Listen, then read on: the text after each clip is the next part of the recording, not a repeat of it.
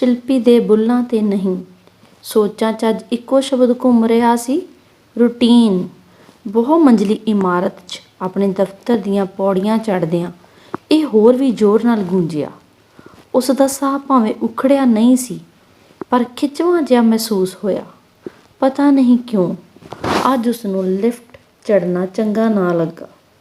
ਉਸ ਦੇ ਪੈਰ ਪਹਿਲਾਂ ਪੌੜੀਆਂ ਦੀ ਗਿਣਤੀ ਆਪੇ ਦੱਸ ਦਿੰਦੇ ਸਨ, ਫਿਰ ਉਹ ਲਿਫਟ ਰਾਹੀਂ ਚੜ੍ਹਨਾ ਚੰਗਾ ਸਮਝਣ ਲੱਗੀ। ਅੱਜ ਉਸਨੇ ਇੱਕ ਇੱਕ ਪੌੜਾ ਗਿਣ ਕੇ ਪੌੜੀਆਂ ਦਾ ਪੈਂਡਾ ਮੁਕਾਇਆ। ਪਤਾ ਨਹੀਂ ਇਹ ਸਭ ਉਸ ਤੋਂ ਆਪਣੇ ਆਪ ਹੋ ਗਿਆ ਜਾਂ ਉਸਨੇ ਰੂਟੀਨ ਤੋੜਨ ਦਾ ਫੈਸਲਾ ਕਰ ਲਿਆ ਸੀ। ਲਿਫਟ ਛੱਡ ਕੇ ਪੌੜੀਆਂ ਰਾਹੀਂ ਦਫ਼ਤਰ ਪਹੁੰਚਣਾ ਉਹਦਾ ਰੂਟੀਨ ਤੋਂ ਹਟ ਕੇ ਤੁਰਨ ਵੱਲ ਪਹਿਲਾ ਕਦਮ ਸੀ। ਸ਼ਿਲਪੀ ਨੇ ਕਾਹਲੀ ਨਾਲ ਹਾਜ਼ਰੀ ਲਾਉਣ ਲਈ ਬਾਇਓਮੈਟ੍ਰਿਕ ਮਸ਼ੀਨ 'ਤੇ ਪੰਚਿੰਗ ਲਈ ਉਂਗਲੀ ਦਬਾਈ। ਮਸ਼ੀਨ ਨੇ ਨੋਟ ਮੈਚਡ ਦਾ ਸਿਗਨਲ ਦਿੱਤਾ। ਉਸਨੇ ਕਾਹਲੀ ਨਾਲ ਉਂਗਲ ਆਪਣੀ ਜੀਨ 'ਤੇ ਰਗੜਨ ਬਾਰੇ ਸੋਚਿਆ, ਫਿਰ ਰੁਕ ਗਈ, ਸ਼ਾਇਦ ਇਹ ਸੋਚ ਕੇ ਕਿਤੇ ਮੈਲੀ ਨਾ ਹੋ ਜਾਵੇ। ਉਸਨੇ ਪਰਸ 'ਚੋਂ ਰੁਮਾਲ ਕੱਢ ਉਂਗਲ ਪੂੰਝੀ, ਦੁਬਾਰਾ ਮਸ਼ੀਨ 'ਤੇ ਰੱਖੀ। ਰਿੰਗ ਵੱਜੀ ਤਾਂ ਉਸ ਸਕਰੀਨ 'ਤੇ ਆਪਣਾ ਨਾਂ ਦੇਖ ਸ਼ੁਕਰ ਕੀਤਾ। ਉਹ ਸੋਚਣ ਲੱਗੀ, ਉਂਗਲ ਨੂੰ ਥਿੰਦਾ ਕਿੱਥੋਂ ਲੱਗ ਗਿਆ। ਉਹ ਯਾਦ ਕਰਨ ਲੱਗੀ, ਸਵੇਰੇ ਬੱਚਿਆਂ ਨੂੰ ਸਕੂਲ ਤੋਰਨ ਲਈ ਉਹਨਾਂ ਦੇ ਟਿਫਨ ਤਿਆਰ ਕਰਨ ਪਿੱਛੋਂ ਉਸਨੇ ਦਫ਼ਤਰੋਂ ਲੇਟ ਹੋ ਰਹੇ ਪਤੀ ਨੂੰ ਕਾਹਲੀ 'ਚ ਨਾਸ਼ਤਾ ਕਰਾਇਆ। ਉਹਨਾਂ ਦਾ ਟਿਫਨ ਪੈਕ ਕਰ ਉਸ ਚਾਹ ਦਾ ਕੱਪ ਅਜੇ ਚੁੱਕਿਆ ਹੀ ਸੀ ਕਿ ਕਮਰੇ 'ਚੋਂ ਸਹੁਰੇ ਦੀ ਆਵਾਜ਼ ਸੁਣਾਈ ਦਿੱਤੀ। ਖਾਣ ਨੂੰ ਕੁਝ ਮਿਲੂਗਾ? ਮੇਰਾ ਦਵਾਈ ਦਾ ਟਾਈਮ ਹੋ ਗਿਆ। ਉਸ ਖਿਜੀ ਨੇ ਕੱਪ ਉੱਥੇ ਰੱਖ ਦਿੱਤਾ। ਸਹੁਰੇ ਨੂੰ ਖਾਣ ਲਈ ਕੁਝ ਦੇ ਕੇ ਵਿਹਲੀ ਹੋਈ ਤਾਂ ਉਸ ਦੀ ਚਾਹ ਪਾਣੀ ਬਣ ਚੁੱਕੀ ਸੀ। ਚਾਹ ਪੀਣ ਦਾ ਖਿਆਲ ਛੱਡ ਉਹ ਸੱਸ ਸਹੁਰੇ ਲਈ ਦੁਪਹਿਰ ਦਾ ਖਾਣਾ ਬਣਾਉਣ ਲੱਗ ਪਈ। ਉਸ ਨੂੰ ਇਸ ਕੰਮ 'ਚ ਕਾਫੀ ਸਮਾਂ ਲੱਗ ਗਿਆ। ਪਤਾ ਨਹੀਂ ਸਿਲੰਡਰ ਮੁੱਕਣ ਨੇੜੇ ਸੀ ਜਾਂ ਚੁੱਲ੍ਹੇ ਦੀ ਸਫਾਈ ਹੋਣ ਵਾਲੀ ਸੀ। ਉਸ ਸਾਹਮਣੇ ਕਲੌਕ 'ਤੇ ਨਜ਼ਰ ਮਾਰੀ ਤੇ 9:15 ਹੋ ਗਏ ਸਨ। ਅੱਧਾ ਘੰਟਾ ਦਫ਼ਤਰ ਪਹੁੰਚਣ ਨੂੰ ਲੱਗ ਜਾਣਾ ਸੀ। ਅਜੇ ਉਸਨੇ ਤਿਆਰ ਹੋਣਾ ਸੀ। ਸ਼ਿਲਪੀ ਨੇ ਕਾਹਲੀ ਕਾਹਲੀ ਆਪਣਾ ਟਿਫਨ ਤਿਆਰ ਕੀਤਾ। ਮੇਡ ਪਹੁੰਚ ਗਈ ਸੀ। ਉਸ ਨੂੰ ਛੇਤੀ ਛੇਤੀ ਅੱਜ ਦਾ ਕੰਮ ਸਮਝਾ ਕੇ ਉਹ ਆਪ ਤਿਆਰ ਹੋਣ ਲਈ ਅਲਮਾਰੀ ਅੱਗੇ ਜਾ ਖੜੀ ਹੋਈ। ਕੀ ਪਹਿਨੇ? ਦਿਨ ਤੇ ਰੰਗਾਂ ਦਾ ਤਾਲਮੇਲ ਬਿਠਾਉਣ ਲੱਗੀ। ਜੀਨ ਟੌਪ ਪਾਏ, ਸਾੜੀ ਬੰਨੇ ਜਾਂ ਕਮੀਜ਼ ਸਲਵਾਰ ਪਾਏ। ਇਸ ਕਸ਼ਮਕਸ਼ 'ਚ ਉਹਦਾ ਹੱਥ ਜੀਨ ਟੌਪ ਵੱਲ ਵਧਿਆ। ਮੌਸਮ ਬਦਲ ਰਿਹਾ ਸੀ, ਹਲਕੀ ਜਿਹੀ ਠੰਡ ਸੀ। ਸਮੇਂ ਦੀ ਘਾਟ ਕਾਰਨ ਉਸਨੂੰ ਜੀਨ ਟੌਪ ਪਾਉਣਾ ਹੀ ਸੌਖਾ ਲੱਗਾ। ਇਹਦੇ 'ਚ ਉਹ ਆਪਣੇ ਆਪ ਨੂੰ ਚੁਸਤ ਫੁਰਤ ਮਹਿਸੂਸ ਕਰਦੀ, ਭਾਵੇਂ ਉਹ ਜਾਣਦੀ ਸੀ ਕਿ ਟੌਪ 'ਚ ਉਸ ਦਾ ਵੱਧ ਰਿਹਾ ਪੇਟ ਥੋੜ੍ਹਾ ਅਜੀਬ ਲੱਗਦਾ। ਫਿਰ ਵੀ ਉਹ ਇਸ ਨੂੰ ਪਸੰਦ ਕਰਦੀ। ਬਿੰਦੀ ਮੈਚ ਕਰ ਉਹ ਮੇਕਅਪ ਕਰਨ ਲੱਗੀ।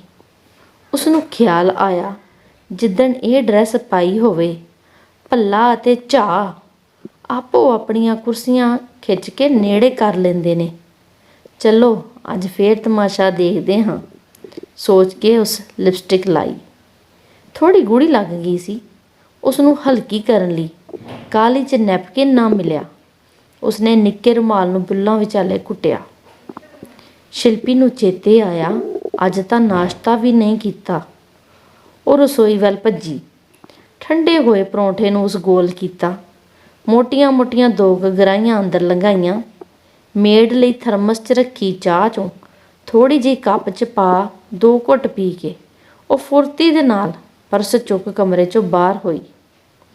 ਬਾਹਰਲਾ ਗੇਟ ਖੋਲ੍ਹ ਕਾਰ ਬਾਹਰ ਕੱਢਦਿਆਂ ਉਸਨੂੰ ਖਿਆਲ ਆਇਆ, ਕਿਤੇ ਜਾਮ ਨਾ ਲੱਗਾ ਹੋਵੇ। ਹਰ ਦੂਜੇ ਚੌਥੇ ਦਿਨ ਉਹ ਜਾਮ 'ਚ ਫਸ ਜਾਂਦੀ ਹੈ। ਰਸਤੇ 'ਚ 3 ਥਾਂ ਟ੍ਰੈਫਿਕ ਲਾਈਟਾਂ ਤੇ 5 ਫਲਾਈਓਵਰ ਪਾਰ ਕਰਦਿਆਂ ਕਿਤੇ ਨਾ ਕਿਤੇ ਜਾਮ ਨਾਲ ਵਾਹ ਪੈ ਹੀ ਜਾਂਦਾ। ਅੱਗੇ ਆ ਰਹੀਆਂ ਗਰਮੀਆਂ ਦਾ ਖਿਆਲ ਆਉਂਦਿਆਂ ਹੀ ਉਸਨੂੰ ਪੁੱਲਾਂ 'ਤੇ ਲੱਗਣ ਵਾਲੀਆਂ ਗੱਡੀਆਂ ਦੀਆਂ ਲੰਬੀਆਂ ਲਾਈਨਾਂ ਤੋਂ ਵੀ ਡਰ ਆਉਣ ਲੱਗਾ। ਇਹਨਾਂ ਗਿਣਤੀਆਂ ਮਿਣਤੀਆਂ 'ਚ ਪਈ ਉਹ ਦਫ਼ਤਰ ਪਹੁੰਚੀ। ਇਸੇ ਭੱਜ ਦੌੜ 'ਚ ਉਹ ਹੱਥ ਧੋਣੇ ਭੁੱਲ ਗਈ, ਜਿਸ ਦਾ ਪਤਾ ਉਸਨੂੰ ਹਾਜ਼ਰੀ ਲਾਉਣ ਵੇਲੇ ਲੱਗਾ। ਪਤਾ ਨਹੀਂ ਕੱਲ੍ਹ ਪੁਰਾਣਾ ਸੂਟ ਪਾਇਆ, ਉਸਨੂੰ ਲੱਗਾ ਜਾਂ ਸ਼ੀਸ਼ੇ ਨੇ ਉਸਨੂੰ ਫਿਗਰ ਬਾਰੇ ਸੁਚੇਤ ਹੋਣ ਲਈ ਇਸ਼ਾਰਾ ਕਰ ਦਿੱਤਾ। ਉਹ ਅੱਜ ਲਿਫਟ ਛੱਡ ਪੌੜੀਆਂ ਵੱਲ ਸਰਕ ਗਈ। ਸ਼ਿਲਪੀ ਅੰਦਰ ਦਾਖਲ ਹੋਈ ਤਾਂ ਉਸਨੂੰ ਉਡੀਕ ਰਹੀਆਂ ਪੂਨਮ ਗੁਲਾਟੀ ਨੇ ਅੰਗੜਾਈ ਲਈ ਅਤੇ ਰੀਮਾ ਸੂਰੀ ਨੇ ਲੰਬੀ ਉਬਾਸੀ ਮਾਰੀ। ਅੱਜ ਤਾਂ ਸਵੇਰੇ ਹੀ ਨਸ਼ੇ ਟੁੱਟ ਗਏ, ਆਖ ਰੀਮਾ ਨੇ ਪੀਅਨ ਨੂੰ ਆਵਾਜ਼ ਮਾਰੀ ਤੇ 3 ਕੱਪ ਚਾਹ ਦਾ ਆਰਡਰ ਦਿੱਤਾ। ਸ਼ਿਲਪੀ ਨੂੰ ਘਰੇ ਭਾਵੇਂ ਸਵੇਰੇ ਚੰਗੀ ਤਰ੍ਹਾਂ ਚਾਹ ਪੀਣੀ ਨਸੀਬ ਨਹੀਂ ਸੀ ਹੋਈ, ਫੇਰ ਵੀ ਉਹਨੇ ਨਾ ਕਰ ਦਿੱਤੀ। ਇਸ ਨਾ ਕਰਨ ਦੇ ਨਾਲ ਉਹਨੇ ਇੱਕ ਨਵਾਂ ਐਲਾਨ ਵੀ ਕਰ ਦਿੱਤਾ, ਬਈ ਅੱਜ ਤੋਂ ਮੈਂ ਗ੍ਰੀਨ ਟੀ ਪੀਵਾਂਗੀ। ਅੱਜ ਰਾਹ 'ਚ ਕਿਹੜਾ ਬਾਬਾ ਰਾਮਦੇਵ ਟੱਕਰ ਗਿਆ? ਰੀਮਾ ਨੇ ਟਕੋਰ ਲਾਈ। ਟੱਕਰਿਆ ਟੁਕਰਿਆ ਤਾਂ ਕੋਈ ਨਹੀਂ, ਬਸ ਅੰਤਰ-ਆਤਮਾ 'ਚੋਂ ਆਵਾਜ਼ ਆਈ ਹੈ, ਰੂਟੀਨ ਬਦਲੋ। ਸ਼ਿਲਪੀ ਅੱਜ ਸਭ ਕੁਝ ਬਦਲਣ ਦੇ ਰੌਂ 'ਚ ਸੀ। ਉਹ ਤਾਂ ਠੀਕ ਹੈ, ਗੁਲਾਟੀ ਥੋੜ੍ਹਾ ਗੰਭੀਰ ਹੋ ਕੇ ਬੋਲੀ। ਰੂਟੀਨ 'ਚ ਤਾਂ ਫੇਰ ਬਹੁਤ ਕੁਝ ਆਉਂਦਾ ਹੈ, ਕੀ ਬਦਲੇਂਗੀ? ਉਸਨੇ ਸ਼ਰਾਰਤ ਨਾਲ ਸ਼ਿਲਪੀ ਦੀ ਬਾਂਹ 'ਤੇ ਚੁੰਡੀ ਭਰੀ। ਜ਼ਿੰਦਗੀ ਦੇ ਬੇਸਿਕ ਸਿਧਾਂਤ ਥੋੜ੍ਹੇ ਬਦਲੀ ਦੇ ਆ। ਰੂਟੀਨ ਦੀਆਂ ਮਾੜੀਆਂ ਆਦਤਾਂ ਛੱਡਣੀਆਂ ਹੁੰਦੀਆਂ। ਅੱਜ ਉਹ ਹਰ ਮਸਲੇ 'ਤੇ ਗੰਭੀਰ ਹੋਈ ਫਿਰਦੀ ਸੀ। ਮਸਲਨ? ਮੈਡਮ ਸੂਰੀ ਨੇ ਅੱਖਾਂ ਮਟਕਾਉਂਦਿਆਂ ਪੁੱਛਿਆ। ਹਰ ਇੱਕ ਦੀ ਰੂਟੀਨ ਵੱਖੋ ਵੱਖਰੀ ਹੁੰਦੀ ਹੈ। ਤੁਸੀਂ ਆਪੋ ਆਪਣੀ ਦੇਖੋ, ਕੀ ਛੱਡਿਆ, ਕੀ ਬਦਲਿਆ ਜਾ ਸਕਦਾ ਹੈ। ਸ਼ਿਲਪੀ ਨੇ ਕੰਮ ਸ਼ੁਰੂ ਕਰਨ ਲਈ ਕੰਪਿਊਟਰ ਔਨ ਕੀਤਾ ਅਤੇ ਰੈਕ 'ਚੋਂ ਫਾਈਲ ਚੁੱਕਣ ਲਈ ਉੱਠ ਗਈ। ਪਤਾ ਨਹੀਂ ਸ਼ਿਲਪੀ 'ਤੇ ਕੱਲ੍ਹ ਮਿਲੀ ਆਪਣੀ ਪੱਤਰਕਾਰ ਦੋਸਤ ਨੀਲਮ ਨਾਰੰਗ ਦੀਆਂ ਗੱਲਾਂ ਦਾ ਅਸਰ ਸੀ। ਖਬਰੇ ਸਵੇਰੇ ਢੰਗ ਨਾਲ ਨਾਸ਼ਤਾ ਨਾ ਕਰ ਸਕਣ ਦੀ ਖਿੱਝ। ਉਹ ਨੀਲਮ ਦੀਆਂ ਆਪਣੇ ਬੌਸ ਬਾਰੇ ਕੀਤੀਆਂ ਗੱਲਾਂ ਨੂੰ ਉਧੇੜਨ ਲੱਗੀ। ਜਦੋਂ ਤੋਂ ਅਸ਼ੋਕ ਰਸਤੋਗੀ ਸਰ ਦੀ ਥਾਂ ਨਵੇਂ RE ਮੋਹਿਤ ਸ਼ਰਮਾ ਨੇ ਕੁਰਸੀ ਸੰਭਾਲੀ ਹੈ, ਕੰਮ 'ਚ ਹੁਣ ਮਨ ਹੀ ਨਹੀਂ ਲੱਗਦਾ। ਜ਼ਿੰਦਗੀ ਬੋਝ ਲੱਗਣ ਲੱਗ ਪਈ ਹੈ। ਰਸਤੋਗੀ ਸਰ ਸਾਨੂੰ ਆਪਣੀ ਉਡਾਨ ਆਪ ਭਰਨ ਦਿੰਦੇ ਸਨ। ਉਹ ਅਕਸਰ ਆਖਦੇ, ਪੱਤਰਕਾਰ ਦੇ ਕੰਨ ਤੇ ਅੱਖਾਂ ਸਦਾ ਖੁੱਲ੍ਹੇ ਰਹਿਣੇ ਚਾਹੀਦੇ ਨੇ। ਸਟੋਰੀਆਂ ਦਾ ਕੀ ਹੈ, ਉਹ ਤਾਂ ਥਾਂ ਖਿਲਰੀਆਂ ਪਈਆਂ ਨੇ। ਕੜੀਆਂ ਜੋੜੋ ਤੇ ਸਟੋਰੀ ਫਾਈਲ ਕਰ ਦਿਓ। ਹੁਣ ਤਾਂ ਬਦਲ ਰਹੀ ਜ਼ਿੰਦਗੀ ਅਤੇ ਯੰਗਸਟਰ ਬਾਰੇ ਹੀ ਕਈ ਸਟੋਰੀਆਂ ਰੋਜ਼ ਨਿਕਲ ਸਕਦੀਆਂ ਨੇ। ਉਹ ਨਿੱਤ ਨਵੇਂ ਆਈਡੀਏ ਦੱਸਦੇ ਰਹਿੰਦੇ ਸਨ। ਮੋਕਲੇ ਆਸਮਾਨ 'ਚ ਉਡਾਨ ਭਰਦਿਆਂ ਕਦੇ ਕੋਈ ਸੰਕੋਚ ਨਹੀਂ ਸੀ ਹੋਇਆ। ਹਰ ਕੰਮ ਹੱਸ ਕੇ ਕਰਨ ਨੂੰ ਮਨ ਕਰਦਾ ਸੀ। ਕਦੇ ਸਟੋਰੀ ਢਿੱਲੀ ਰਹਿ ਜਾਣੀ ਤਾਂ ਉਸਨੂੰ ਚੁਸਤ ਕਰਨ ਦੇ ਗੁਰ ਦੱਸਦਿਆਂ ਕਦੇ ਉਹ ਨਿਰ-ਉਤਸ਼ਾਹਿਤ ਨਹੀਂ ਸੀ ਕਰਦੇ। ਇਹ ਨਵੇਂ ਜਦੋਂ ਦੇ ਆਏ ਨੇ, ਇਹਨਾਂ ਦੀ ਤਾਂ ਹਰ ਗੱਲ ਨਾ ਤੋਂ ਸ਼ੁਰੂ ਹੁੰਦੀ ਹੈ। ਇਨਸਿਕਿਉਰ ਇੰਨੇ ਕੁ ਨੇ ਕਿ ਹਰ ਅੱਖਰ ਨੂੰ ਲੈਂਸ ਲਾ ਦੇਖਣਗੇ, ਕਿਤੇ ਸਟੋਰੀ ਪਿੱਛੇ ਕੋਈ ਹੋਰ ਸਟੋਰੀ ਤਾਂ ਨਹੀਂ। ਜੇ ਹੋਰ ਕੁਛ ਨਾ ਲੱਭੇ ਤਾਂ ਐਵੇਂ ਕਹਿ ਦੇਣਗੇ, ਇਹਦਾ ਐਂਗਲ ਚੇਂਜ ਕਰੋ। ਸਾਡੇ ਨਾਲ ਇੱਕ ਨਵੀਂ ਆਈ ਕੁੜੀ ਨੇ ਇਸ ਐਂਗਲ ਚੇਂਜ ਕਰਨ ਵਾਲੀ ਗੱਲ 'ਤੇ ਖੂਬ ਮਜ਼ਾਕ ਉਡਾਇਆ। ਕਹਿੰਦੀ, ਅੱਜ ਐਂਗਲ ਚੇਂਜ ਕਰਨ ਦੀ ਰੱਟ ਲਾਈ ਰੱਖਦੇ ਨੇ, ਕੱਲ੍ਹ ਨੂੰ ਕਿਤੇ ਯੋਗਾ ਮਾਸਟਰ ਵਾਂਗ ਇਹ ਨਾ ਕਹਿਣਾ ਸ਼ੁਰੂ ਕਰ ਦੇਣ ਵੀ ਆਸਣ ਬਦਲੋ। ਉਸਨੇ ਆਸਣ ਇੰਨਾ ਘਰੋੜ ਕੇ ਕਿਹਾ ਕਿ ਉਸ ਦਾ ਆਪਣਾ ਹੀ ਹਾਸਾ ਨਿਕਲ ਗਿਆ। ਸ਼ਿਲਪੀ ਸੋਚਣ ਲੱਗੀ ਕਿ ਮੇਰੇ ਦਫ਼ਤਰ 'ਚ ਅਜਿਹਾ ਕੁਝ ਨਹੀਂ, ਫਿਰ ਪਤਾ ਨਹੀਂ ਜ਼ਿੰਦਗੀ ਦਾ ਮਜ਼ਾ ਕਿਉਂ ਨਹੀਂ ਆ ਰਿਹਾ। ਉਹ ਮੁੜ ਨੀਲਮ ਦੀਆਂ ਗੱਲਾਂ ਮਨ 'ਚ ਦੁਹਰਾਉਣ ਲੱਗੀ। ਨੀਲਮ ਅਗਲੇ ਪਲ ਹੀ ਫਿਰ ਗੰਭੀਰ ਹੋ ਗਈ। ਨਿੱਤ ਦੀ ਇਸ ਟੋਕਾ ਟਾਕੀ ਕਰਕੇ ਪੱਤਰਕਾਰੀ ਤਾਂ ਕੀ ਜ਼ਿੰਦਗੀ ਵੀ ਬੋਝ ਲੱਗਣ ਲੱਗ ਪਈ ਹੈ। ਨੀਲਮ ਦੀ ਇਸ ਗੱਲ ਨੇ ਸ਼ਿਲਪੀ ਨੂੰ ਜ਼ਿਆਦਾ ਬੇਚੈਨ ਕਰ ਦਿੱਤਾ। ਉਹ ਕਿਉਂ? ਅੱਜ ਕੱਲ੍ਹ ਇੱਕ ਨਵਾਂ ਕਾਲਮ ਟੂਡੇ ਲਾਈਵ ਸ਼ੁਰੂ ਕੀਤਾ ਹੈ। ਉਸ ਲਈ ਨਿੱਤ ਨਵੇਂ ਵਿਸ਼ੇ ਤੇ ਨਵੇਂ ਐਂਗਲ ਤੋਂ ਸਟੋਰੀ ਦੀ ਮੰਗ। ਉੱਤੋਂ ਬੌਸ ਵੱਲੋਂ ਹਰ ਚੀਜ਼ ਲਾਈਵ ਨਜ਼ਰ ਆਉਣੀ ਚਾਹੀਦੀ ਹੈ, ਇਹਦੀ ਰੱਟ। ਹੁਣ ਤਾਂ ਇਹ ਸਟੋਰੀਆਂ ਕਰਦਿਆਂ ਲੱਗਣ ਲੱਗ ਪਿਆ ਅਸੀਂ ਜਿੱਦਾਂ ਦੁਨੀਆ 'ਤੇ ਆਏ ਹੀ ਨਹੀਂ। ਕੱਲ੍ਹ ਰਾਤ ਸਟੋਰੀ ਨੂੰ ਅੰਤਿਮ ਛੂਹਾਂ ਦਿੰਦਿਆਂ 10 ਵੱਜ ਗਏ। ਘਰ ਜਾ ਰਸੋਈ 'ਚ ਵੜਨ ਦੀ ਹਿੰਮਤ ਹੀ ਨਾ ਰਹੀ। ਸੋਚਾਂ ਲੋਕਾਂ ਨੂੰ ਸਪਾਈਸ ਐਂਡ ਟੂਰ ਨਾਂ ਹੇਠ ਤਰ੍ਹਾਂ ਤਰ੍ਹਾਂ ਦੇ ਖਾਣ ਪੀਣ ਅਤੇ ਘੁੰਮਣ ਫਿਰਨ ਦੇ ਟਿਕਾਣੇ ਦੱਸੀ ਦੇ ਆ। ਆਪ ਕਦੇ ਨਹੀਂ ਚੱਖਿਆ ਇਹਨਾਂ ਦਾ ਸਵਾਦ, ਮਾਣੇ ਕਦੇ ਇਹਨਾਂ ਥਾਵਾਂ ਦੇ ਨਜ਼ਾਰੇ। ਸ਼ਿਲਪੀ ਨੂੰ ਲੱਗਾ ਨੀਲਮ ਨਾਰੰਗ ਦੇ ਇਹ ਸਵਾਲ ਸਿਰਫ ਆਪਣੇ ਲਈ ਹੀ ਨਹੀਂ, ਉਸ ਲਈ ਵੀ ਸਨ। ਉਹਨਾਂ ਦਾ ਅਸਰ ਉਸ 'ਤੇ ਡੂੰਘਾ ਹੋਇਆ। ਉਹ ਆਪਣੇ ਬਾਰੇ ਸੋਚਣ ਲੱਗੀ। ਅਸੀਂ ਵੀ ਕਿੱਥੇ ਨਿਕਲ ਸਕੇ ਹਾਂ ਘੁੰਮਣ ਫਿਰਨ ਲਈ। ਹੁਣ ਤਾਂ ਬੱਚੇ ਵੀ ਕਹਿਣੋਂ ਹਟ ਗਏ ਨੇ। ਪਹਿਲਾਂ ਪਹਿਲ ਉਹ ਹਰ ਹਫ਼ਤੇ ਘੁੰਮਣ ਫਿਰਨ ਲਈ ਜਿੱਦ ਕਰਦੇ ਸਨ। ਮੰਗ ਨਾ ਮੰਨੀ ਗਈ ਤਾਂ ਚੁੱਪ ਕਰ ਗਏ। ਹੁਣ ਛੁੱਟੀ ਵਾਲੇ ਦਿਨ ਕੁਝ ਕਹਿੰਦੇ ਕਹਿੰਦੇ ਰੁਕ ਜਾਂਦੇ ਨੇ। ਫਿਰ ਕਹਿੰਦੇ ਨੇ ਕਹਿਣ ਦਾ ਕੀ ਫਾਇਦਾ, ਮੰਮਾ ਨੇ ਲਿਜਾਣਾ ਤਾਂ ਕਿਤੇ ਨਹੀਂ ਹੁੰਦਾ। ਛੋਟਾ ਤਾਂ ਇੱਕ ਦਿਨ ਪੁੱਛਣ ਲੱਗ ਪਿਆ, ਮੰਮਾ ਤੁਸੀਂ ਆਪੇ ਹੀ ਦੱਸੋ, ਸਾਨੂੰ ਨਾਨਕਿਆਂ ਤੋਂ ਬਿਨਾਂ ਕਦੇ ਕਿਤੇ ਲੈ ਕੇ ਵੀ ਗਏ ਹੋ? ਉਹ ਵੀ ਆਪਣੀ ਥਾਂ ਸਹੀ ਨੇ, ਮੇਰੀਆਂ ਵੀ ਮਜਬੂਰੀਆਂ ਨੇ। ਪਤੀ ਦੀ ਸਰਕਾਰੀ ਨੌਕਰੀ ਹੋਣ ਕਾਰਨ ਉਹਨਾਂ ਦੀ ਬਦਲੀ ਦੂਰ ਸ਼ਹਿਰ ਦੀ ਹੈ। 15 ਦਿਨੀ ਜਾਂ ਮਹੀਨੇ ਬਾਅਦ ਕਦੇ ਚੱਕਰ ਮਾਰਦੇ ਨੇ। ਘਰ ਦੇ 100 ਕੰਮ ਨਿਕਲ ਆਉਂਦੇ ਨੇ। ਕਈ ਵਾਰ ਸੱਸ ਸਹੁਰੇ ਨੂੰ ਮੈਡੀਕਲ ਚੈੱਕਅਪ ਲਈ ਵੀ ਲੈ ਕੇ ਜਾਣਾ ਪੈਂਦਾ। ਪਿਛਲੀ ਵਾਰ ਬੱਚਿਆਂ ਨੂੰ ਸਕੂਲੋਂ ਛੁੱਟੀਆਂ ਹੋਣ 'ਤੇ ਹਫ਼ਤੇ ਲਈ ਘੁੰਮਣ ਦਾ ਪ੍ਰੋਗਰਾਮ ਬਣਾਇਆ ਸੀ। ਸੱਸ ਸਹੁਰੇ ਕੋਲ ਰਹਿਣ ਲਈ ਨਨਾਣ ਨੂੰ ਵੀ ਮਨਾ ਲਿਆ ਸੀ। ਪਰ ਐਨ ਜਾਣ ਮੌਕੇ ਪਾਪਾ ਦੀ ਸਿਹਤ ਅਚਾਨਕ ਵਿਗੜ ਗਈ। ਸਾਰਾ ਪ੍ਰੋਗਰਾਮ ਧਰਿਆ ਧਰਾਇਆ ਰਹਿ ਗਿਆ। ਰੇਲਵੇ ਸੀਟਾਂ ਦੀ ਰਿਜ਼ਰਵੇਸ਼ਨ ਵੀ ਰੱਦ ਕਰਾਉਣੀ ਪਈ। ਉਲਟਾ 15 ਦਿਨ ਜਿਹੜੇ ਹਸਪਤਾਲ 'ਚ ਧੱਕੇ ਖਾਣੇ ਪਏ ਉਹ ਵਾਧੂ। ਹੁਣ ਜੇ ਪਤੀ ਦੇ ਬੱਚਿਆਂ ਨੂੰ ਛੁੱਟੀ ਮਿਲਦੀ ਹੈ ਤਾਂ ਮੇਰੇ ਕੋਲ ਕੰਮ ਦਾ ਬੋਝ ਹੁੰਦਾ। ਆਪਸੀ ਤਾਲਮੇਲ ਹੀ ਨਹੀਂ ਬੈਠਦਾ। ਸ਼ਿਲਪੀ ਵਿਆਹ ਪਿੱਛੋਂ ਲਾਏ ਟੂਰ ਯਾਦ ਕਰਨ ਲੱਗੀ। ਹੁਣ ਤਾਂ ਭੁੱਲਦਾ ਜਾਂਦਾ ਕਦੋਂ ਕਿਸ ਹੋਟਲ 'ਚ ਕਿੱਦਾਂ ਰਾਤ ਬਿਤਾਈ ਸੀ। ਸੋਚ ਕੇ ਉਸਨੂੰ ਕੋਈ ਸਰੂਰ ਜਿਹਾ ਤਾਂ ਕੀ ਆਉਣਾ ਸੀ। ਉਹ ਨਿਰਾਸ਼ ਹੋ ਗਈ। ਹੁਣ ਤਾਂ ਉਸਨੇ ਟੂਰ ਬਾਰੇ ਸੋਚਣਾ ਹੀ ਛੱਡ ਦਿੱਤਾ ਸੀ। ਕੱਲ੍ਹ ਨੀਲਮ ਨੇ ਫਿਰ ਉਹਦੇ ਅੰਦਰ ਸੁੱਤੀ ਚਿਣਕ ਜਗਾ ਦਿੱਤੀ ਸੀ। ਉਹ ਆਪਣੇ ਕੰਮ ਨੂੰ ਤਰਤੀਬ ਦੇਣ ਲੱਗੀ। ਉਸ ਤੈਅ ਕਰ ਲਿਆ, ਐਤਕੀ ਬੱਚਿਆਂ ਦੀਆਂ ਛੁੱਟੀਆਂ ਸਮੇਂ ਉਹ ਬਾਹਰ ਘੁੰਮਣ ਬਾਰੇ ਕਿਸੇ ਬਹਾਨੇ ਨੂੰ ਅੜਿੱਕਾ ਨਹੀਂ ਬਣਨ ਦੇਵੇਗੀ। ਉਹ ਗੋਆ ਜਾ ਕੇ ਯਾਦਾਂ ਤਾਜ਼ੀਆਂ ਕਰਨ ਦਾ ਸੋਚਣ ਲੱਗੀ। ਉਹ ਮਨ ਹੀ ਮਨ ਸਾਰੀ ਯੋਜਨਾ ਬਣਾਉਂਦੀ ਰਹੀ। ਖਰਚ ਦਾ ਹਿਸਾਬ ਕਿਤਾਬ ਕਰਦੀ ਰਹੀ। ਉਸਨੇ ਕਈ ਫਾਲਤੂ ਖਰਚਿਆਂ 'ਚ ਕਟੌਤੀ ਕਰਨ ਲਈ ਸਖਤੀ ਨਾਲ ਅਮਲ ਕਰਨ ਦਾ ਫੈਸਲਾ ਕਰ ਲਿਆ। ਸਾਰੀ ਯੋਜਨਾ ਬਣਾਉਣ ਪਿੱਛੋਂ ਗੱਲ ਸੱਸ ਸਹੁਰੇ 'ਤੇ ਆ ਕੇ ਅਟਕ ਗਈ। ਉਹ 15 ਦਿਨਾਂ ਲਈ ਉਹਨਾਂ ਨੂੰ ਕਿਸ ਦੇ ਸਹਾਰੇ ਛੱਡ ਕੇ ਜਾਣ। ਹੁਣ ਤਾਂ ਨਨਾਣ ਵੀ ਆਪਦੀ ਧੀ ਕੋਲ ਕਨੇਡਾ ਜਾ ਬੈਠੀ ਹੈ। ਉਹ ਜੇਠ ਜਠਾਣੀ ਬਾਰੇ ਸੋਚਣ ਲੱਗੀ ਵੀ ਉਹਨਾਂ ਦੇ ਆਉਣ ਦੀ ਵੀ ਕਨਸੋ ਹੈ। ਉਹ ਅਮਰੀਕਾ ਤੋਂ 2-3 ਸਾਲੀ 10-15 ਦਿਨਾਂ ਲਈ ਆਉਂਦੇ ਨੇ। ਉਹਨਾਂ 15 ਦਿਨਾਂ 'ਚੋਂ ਵੀ ਹਫ਼ਤਾ ਉਹਨਾਂ ਦਾ ਰਿਸ਼ਤੇਦਾਰਾਂ ਨੂੰ ਮਿਲਣ ਗਿਲਣ ਅਤੇ ਹੋਰ ਫੇਰੇ ਤੁਰੇ 'ਚ ਨਿਕਲ ਜਾਂਦਾ। ਸ਼ਿਲਪੀ ਸੋਚਦੀ ਉਹ ਵੀ ਕਿਹੜਾ ਆ ਕੇ ਕੋਈ ਦੁੱਖ ਦੀ ਜਾਂ ਸੁੱਖ ਦੀ ਕਰਦੇ ਆ। ਡਿਲੀਵਰੀ ਮੈਨ ਵਾਂਗੂ ਆਉਂਦੇ ਨੇ, ਸਾਰਿਆਂ ਨੂੰ ਕੱਪੜੇ ਅਤੇ ਹੋਰ ਨਿੱਕਾ ਮੋਟਾ ਸਮਾਨ ਥਮਾ ਕੇ ਫਰਜ਼ ਤੋਂ ਸੁਰਖਰੂ ਹੋ ਜਾਂਦੇ ਨੇ। ਫਿਰ ਵੀ ਹਰ ਗੱਲ 'ਚ ਉਹਨਾਂ ਦਾ ਨਾਂ ਸਭ ਤੋਂ ਮੂਹਰੇ ਵੱਜਦਾ।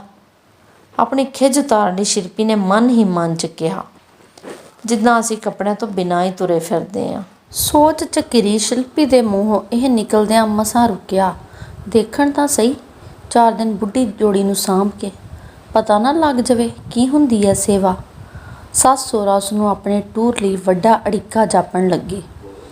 ਲੰਚ ਬ੍ਰੇਕ 'ਤੇ ਅਖਬਾਰ ਦੇਖਦਿਆਂ ਸ਼ਿਲਪੀ ਦੀ ਨਜ਼ਰ ਓਲਡ ਏਜ ਹੋਮ ਦੇ ਇਸ਼ਤਿਹਾਰ 'ਤੇ ਪਈ।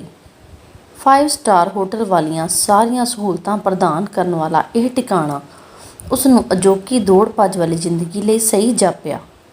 ਸ਼ਿਲਪੀ ਨੂੰ ਸੱਸ ਸਹੁਰੇ ਦਾ ਖਿਆਲ ਆਇਆ। ਉਹ ਇਸ ਵਿਸ਼ੇ 'ਤੇ ਸੋਚਣ ਲੱਗੀ। ਸ਼ਿਲਪੀ ਨੂੰ ਆਪਣੇ ਆਪ 'ਚ ਗੁਆਚੀ ਨੂੰ ਗੁਲਾਟੀ ਨੇ ਹੁੱਜ ਮਾਰੀ। ਕੀ ਖੋ ਗਿਆ ਤੇਰਾ? ਇਸ ਇਸ਼ਤਿਹਾਰ ਬਾਰੇ ਸੋਚਦੀ ਐਂ? ਉਸ ਨੇ ਅਖਬਾਰ ਉਹਦੇ ਅੱਗੇ ਕਰ ਦਿੱਤਾ। ਰੀਮਾ ਸੂਰੀ ਵੀ ਉਸਨੂੰ ਧਿਆਨ ਨਾਲ ਪੜ੍ਹਨ ਲੱਗੀ। ਇਸ਼ਤਿਹਾਰ ਨੂੰ ਚੰਗੀ ਤਰ੍ਹਾਂ ਪੜ੍ਹ ਉਹ ਚੁੱਪ ਬੈਠੀਆਂ ਕੁਝ ਸੋਚਦੀਆਂ ਰਹੀਆਂ।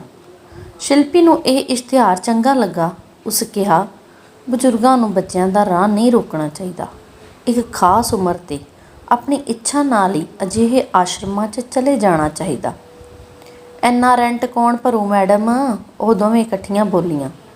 ਇਹਦਾ ਵੀ ਹੱਲ ਸੋਚ ਲਿਆ ਮੈਂ। ਸ਼ਿਲਪੀ ਪੂਰੇ ਆਤਮ ਵਿਸ਼ਵਾਸ 'ਚ ਸੀ।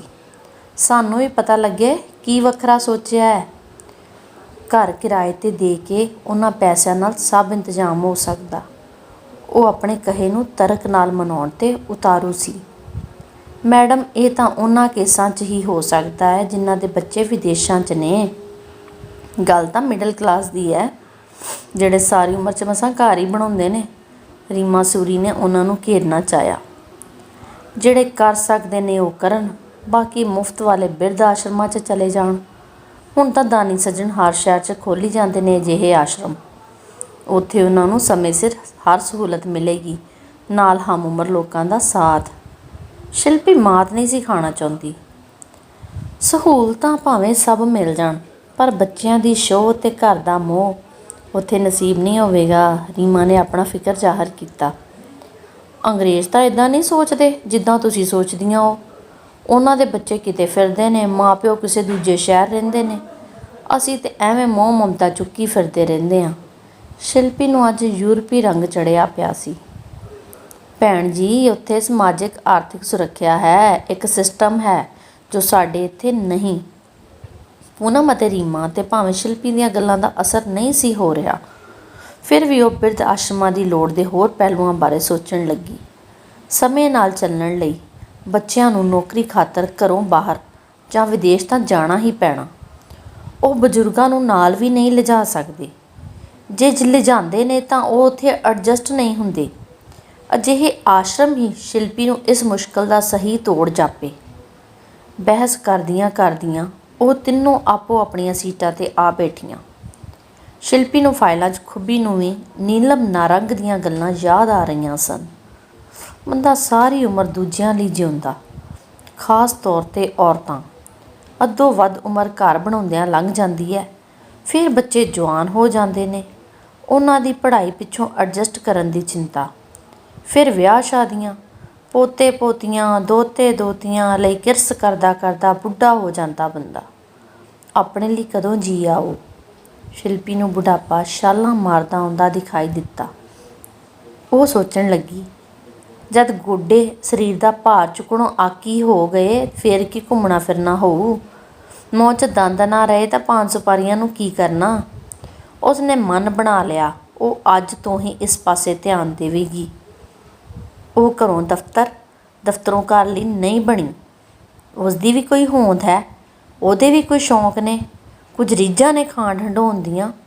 ਬਸ ਉਹ ਰੂਟੀਨ ਦੀ ਜ਼ਿੰਦਗੀ ਨਹੀਂ ਜੀਵੇਗੀ। ਅੱਜ ਮਨ ਨਾਲ ਕੀਤੇ ਫੈਸਲੇ ਕਰ ਚੁੱਕੀ। ਉਹ 5 ਵਜੇ ਦਫ਼ਤਰੋਂ ਬਾਹਰ ਹੋਈ। ਪੂਨਮ ਤੇ ਰੀਮਾ ਲਿਫਟ ਰੋਕੀ ਉਸ ਨੂੰ ਉਡੀਕ ਰਹੀਆਂ ਸਨ, ਪਰ ਉਹ ਪੌੜੀਆਂ ਵੱਲ ਵੱਧ ਗਈ। ਉਸਦਾ ਆਤਮ ਵਿਸ਼ਵਾਸ ਅੱਜ ਉਛਾਲੇ ਮਾਰ ਰਿਹਾ ਸੀ। ਪੌੜੇ ਉਸਦੇ ਪੈਰਾਂ ਹੇਠ ਲਿਫਟਦੇ ਜਾ ਰਹੇ ਸਨ। ਉਸਨੂੰ ਖਿਆਲ ਆਇਆ, ਕੱਲ੍ਹ ਭਰਾ ਭਰਜਾਈ ਬੱਚਿਆਂ ਨਾਲ ਆ ਰਹੇ ਹਨ। ਬਾਜ਼ਾਰੋਂ ਜਾਂਦੀ ਸਬਜ਼ੀ ਤੇ ਹੋਰ ਜ਼ਰੂਰੀ ਸਮਾਨ ਲੈ ਜਾਵੇ। ਪਰ ਉਸਨੇ ਤੁਰੰਤ ਇਹ ਖਿਆਲ ਤਿਆਗ ਦਿੱਤਾ। ਉਹ ਅੱਜ ਰੂਟੀਨ ਵਾਲਾ ਕੋਈ ਕੰਮ ਨਹੀਂ ਕਰੇਗੀ। ਕੱਲ੍ਹ ਖਾਣਾ ਵੀ ਬਾਜ਼ਾਰੋਂ ਮੰਗਵਾਏਗੀ। ਭਰਾ ਭਰਜਾਈ ਕਿਹੜਾ ਰੋਜ਼ ਤੁਰੇ ਰਹਿੰਦੇ ਆ। ਸਾਲ ਡੇਢ ਸਾਲ ਬਾਅਦ ਮਸੀਂ ਕਿਤੇ ਮਹੂਰਤ ਖੁੱਲ੍ਹਾ ਆਉਣ ਦਾ। ਛੋਟਾ ਦੀਪੇਸ਼ ਤਾਂ ਪਹਿਲੀ ਵਾਰੀ ਆ ਰਿਹਾ ਭੂਆ ਦੇ ਘਰ। ਸ਼ਿਲਪੀ ਨੇ ਅਜੇ ਕਾਰ ਦੀ ਬਾਰੀ ਖੋਲ੍ਹਣ ਲਈ ਚਾਬੀ ਕੱਢੀ ਹੀ ਸੀ ਕਿ ਮੋਬਾਈਲ ਦੀ ਰਿੰਗ ਵੱਜ ਪਈ। ਉਸ ਹੱਥ ਰੋਕ ਫੋਨ ਦੇਖਿਆ। ਸਕਰੀਨ 'ਤੇ ਭਾਬੀ ਦਾ ਨਾਂ ਉੱਭਰਿਆ। हाँ जी भाभी, कैसे हो? सुबह कब आ रहे हो? शिल्पी ने बहुत प्यार ते उत्साह नाल पुछया। हाल चाल दसन तो बाद भाभी ने कहा, सॉरी दीदी, हम कल नहीं आ पाएंगे। माता जी की तबीयत अचानक खराब हो गई। उन्हें इस हालत में छोड़कर मैं नहीं आ सकूँगी।